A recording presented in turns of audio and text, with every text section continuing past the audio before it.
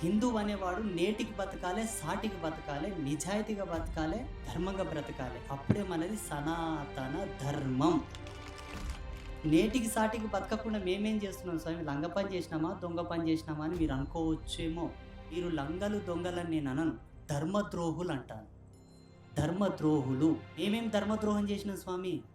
భూమి మీద కూస్తున్నారు, మీ కాలు భూమిని తాకుతున్నాయి, గాలిని పీలుస్తున్నారు, నా కళ్ళ ముందు ఉన్నారు. అబద్ధం చెప్పకండి.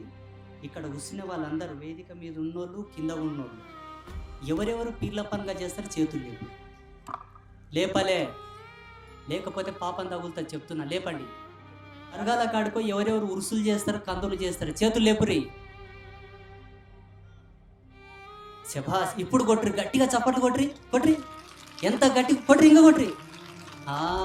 ఇది మన ఘనత. ఇది మన ఘనత అంటే